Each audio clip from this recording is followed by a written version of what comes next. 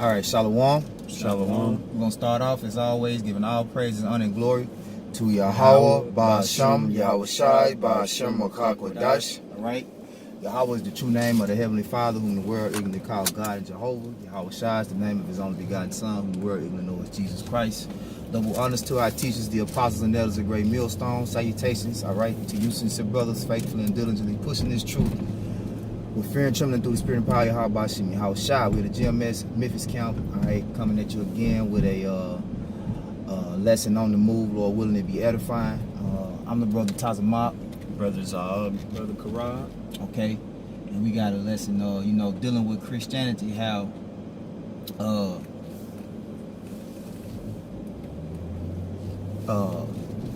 the Christian faith is dead in vain, man.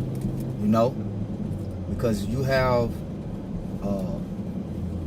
majority of the world, about 2 to 3 billion self-proclaimed Christians in the world.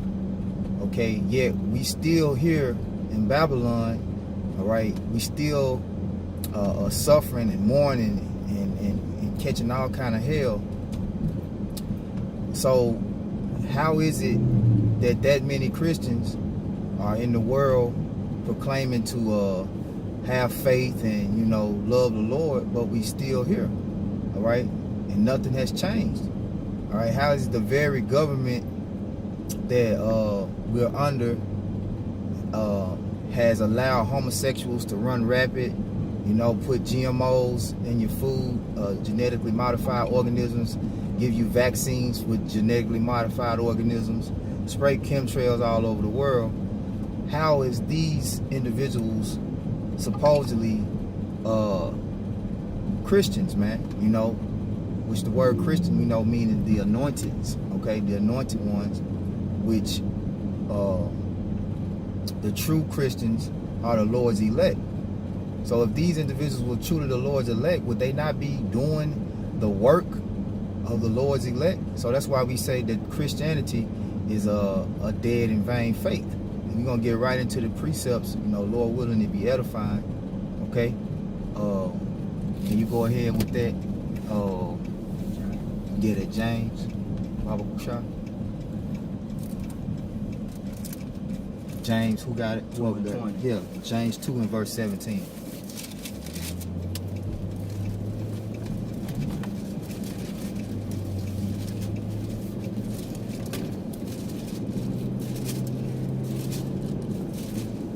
This is James chapter 2, verse, you said 20?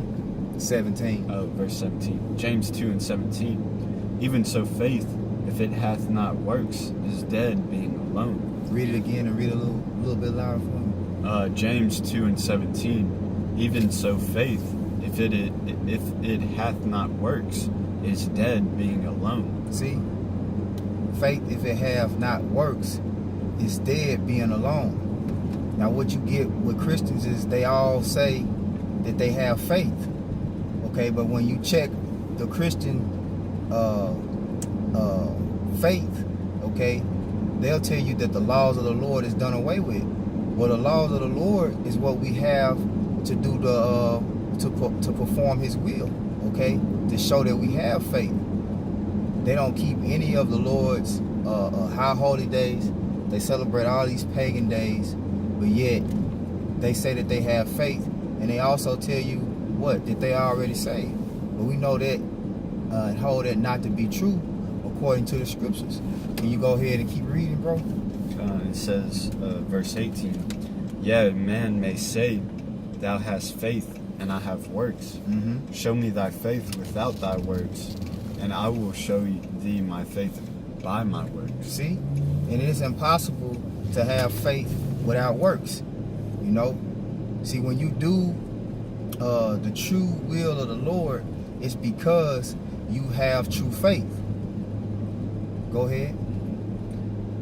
It says, thou believest that there is one power. Thou doest well. The devils also believe and tremble. This like saying Esau knows the truth, but so it's one thing to know the truth, and then it's another thing to practice. Yeah. Practice the truth, kind of. Yeah. Because you get that in James real quick. Korah, it's another one in James where it says, "Be ye not hearers of the word, not only hearers of the word but doers also." I believe it's James the second chapter. But you can keep going. it says, "But wilt thou know, O vain man, that faith without works is dead?" See, and that's what Christianity is. It's faith without works. Okay, you could jump to Romans 10 and then get Matthew. But first, you got that James? All right, let's get that James. This is James 1:22. But be ye doers of the word, and be not hearers only. And see, that's what these Christians, so-called Christians, do. They go into these temples and these synagogues and these church houses, which we call harlot houses, all right, and they sit before a preacher and they just listen to the things that he say, and he's not teaching them to be doers of the word. Therefore, they don't do, all right, the works of the Most High. Okay, because the true works of the Most High is rehearsing the righteous acts, man. Okay, pertaining to Judges 5 and 11, man. So you have to be a doer. You can't just be one of those individuals out here that's walking around like you got everything sold up, like you got the Lord in your back pocket, and you know, whenever something go wrong, you just pull out your little rosary and your cross and kiss it, and up and down your head, and, you know, your chest, you know, everything all good, man. No, okay, you have to be a diligent seeker of the Lord. The Lord wants to see some sort of evidence that you have faith, that you have a true desire for Him to come and save you, man. All right, because you just sitting back in your comfort zone waiting on everything to play out. All right, the Lord don't want that. You know, that's not going to get the job done. But you got that. Was it more? That was it on James, right? Yeah. Yeah. Okay. You got that Romans. This is Romans chapter 10. I'll start at the top. Yeah. It says, "Brethren, my heart's desire and prayer to the Most High for Israel is that they might be saved. For I bear them record that they have a zeal of the Most High, but not according to knowledge." The Apostle Paul said his prayer to the Most High is that Israel might be saved. You see, and he didn't talk about all people, all right, because salvation is only for the nation of Israel, and there's a contract. All right. Matter of fact, let's jump to Deuteronomy. You keep staying. Jump to Deuteronomy 28, 1. Read verse 1 and verse 15. See, there's a contract between Israel, which are the true Christians, the true anointed ones. All right, for them to do the will of Yahweh Hashem Yahushua in order to receive salvation. Okay, let's get that. Deuteronomy 28 and 1. This is Deuteronomy 28 and 1. And it shall come to pass, if thou shalt hearken diligently unto the voice of the Lord thy power, to observe and to do all his commandments, which I command thee this day, that the Lord thy power will set thee on high above all nations of the earth. What did it say? It said do, right? It said, if thou will do, hearken and do. So you have to be a listener. You have to hear what the Lord wants you to do, and you have to do what the Lord wants you to do. Because see, it's one thing when you ask somebody to do something and they hear you, right? And they may even look you in the eye and be sincere. But then they do something opposite. That's like blatant disrespect, you know? So the Christian community, okay, they are blatantly disrespectful to Yahweh Hashem Yahushua because they do not what? Keep his laws, statutes, and commandments. You see how they disassociate themselves with the fact that you have to be Israel? Because by default, that gives them a pass to do whatever the hell they want to do. Well, we not Israel, but we Israel by, you know, we spiritual Israelites. Well, why are you not performing the things of the Spirit? Okay, if that was the case, if you could be a spiritual Israelite, why aren't you performing the things of the Spirit?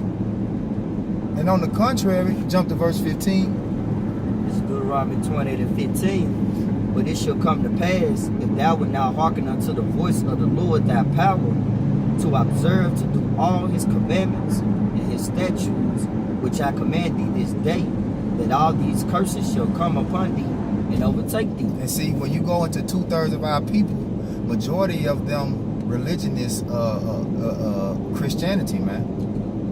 And you know what they do?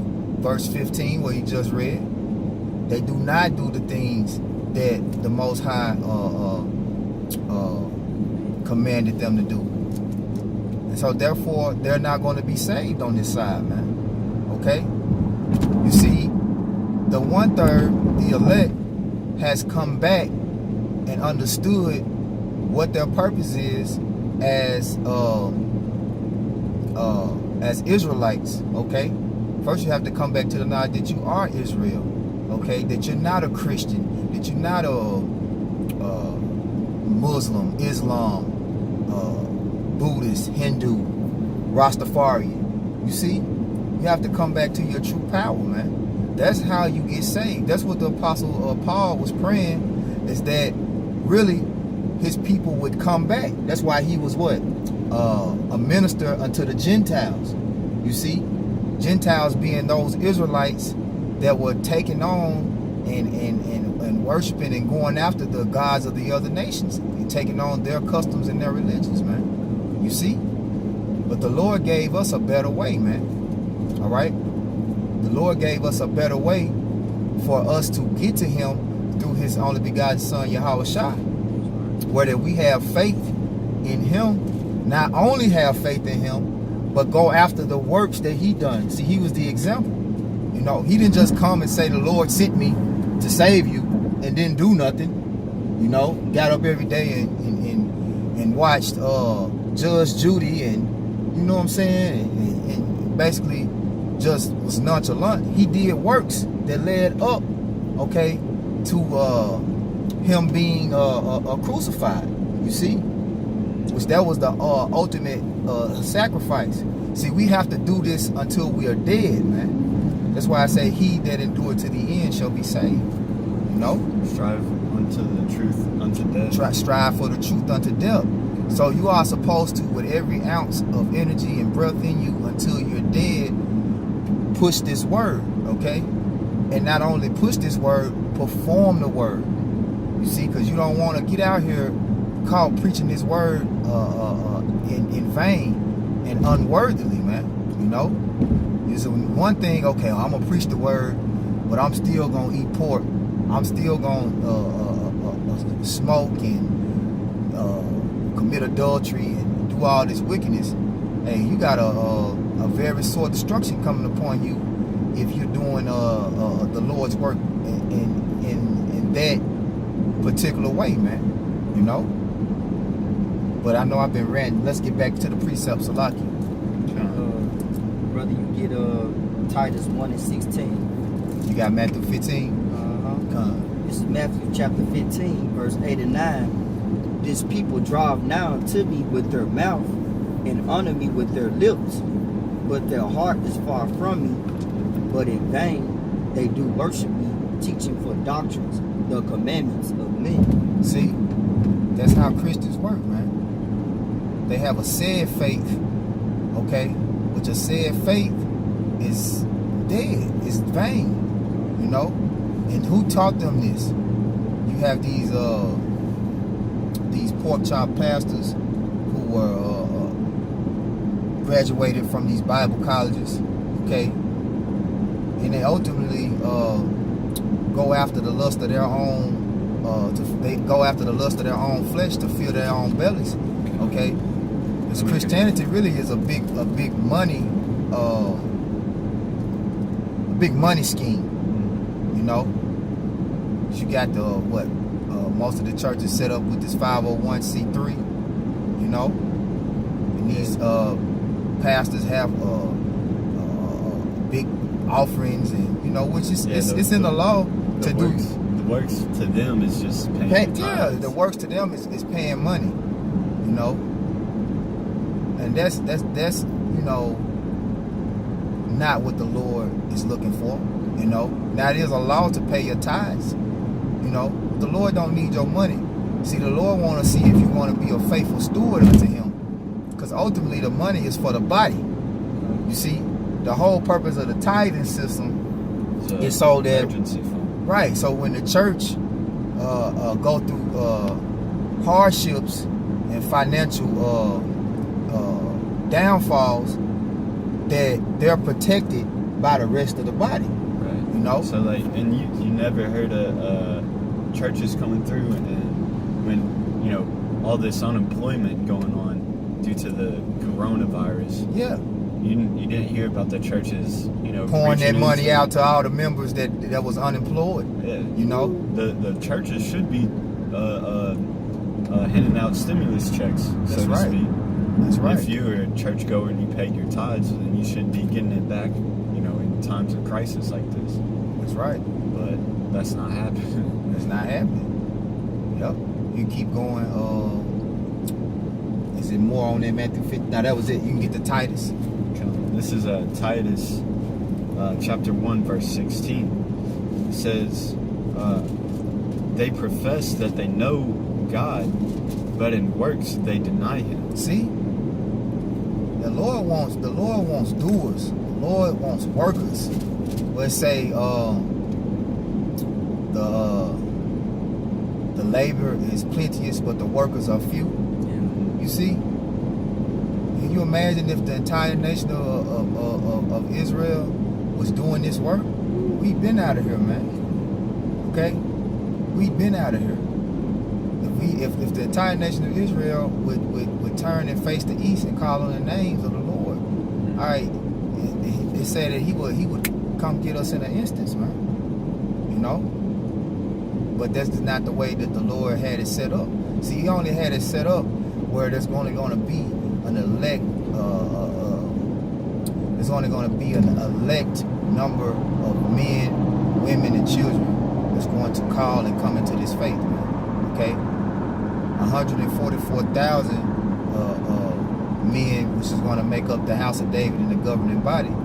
Okay, so you can't just choose to have faith, right? You can't just say, "Well, I'm gonna have faith in the Lord," you know. But you can believe, but if you don't have the works, then you don't truly believe. You see? Yeah, because it's one, like, there's this story of a professional tightrope walker, and he walked across the Grand Canyon, and then he did it with a wheelbarrow, you know, across the thing. And then, and he did it in front of an audience, and he was like, okay, y'all saw me, like, walk across with the wheelbarrow. And then he put bricks in it and walked across. He's like, y'all saw me do it with bricks and the wheelbarrow. Do you think I can do it with a person inside? And the whole crowd was like, yeah. He goes, okay, I need a volunteer. And then You're right. You know. Right. Yeah, they believe, but then nobody want to get in there to test the water. Right. That's a beautiful example, man. But then you did have, you know, somebody that was like, all right. That finally had yeah, faith that I trust you. Yeah, and that's who the Lord looking for. Those that trust Him and are willing to get out there and get it, man. You know. All right, we can go with that next one. This is Matthew's chapter, Titus. Oh yeah, Continue in Titus. Yeah, You Titus. start back at the top and read. Titus 1:16. They profess that they know the Most High, but in works they deny Him, being abominable and disobedient, and unto every good work reprobate. Right. Yeah. How you talking about? You love the Lord and you got faith, you know, but you're not doing any of the things that please the Most High. You're not keeping the Passover. You're not doing the Day of Atonements. You know, you're not Keeping the Sabbath. keeping the Sabbaths. You know, come on, man. These are basic things. You know, you have to do the will of the Heavenly Father to the best of your ability. You see, and that is not going to save you. The works, no. But you don't negate the works. Let's get Romans 3:3.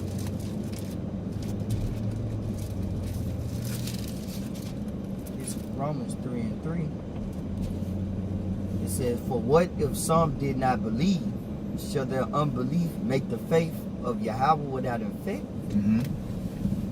Yahweh forbid, yea, let Yahweh be true, but every man a liar, as it is written." Okay, now jump down to I think like the 30th, where it talks about the faith in, with the works. It's talk about the works. It might be around 27. This is Romans 3:27. Where is boasting then? Is it excluded by what law of works? Nay, but by the law of faith. Keep going. Therefore we conclude that a man is justified by faith without the deeds of the law. Keep going. Is he the power of the Jews only?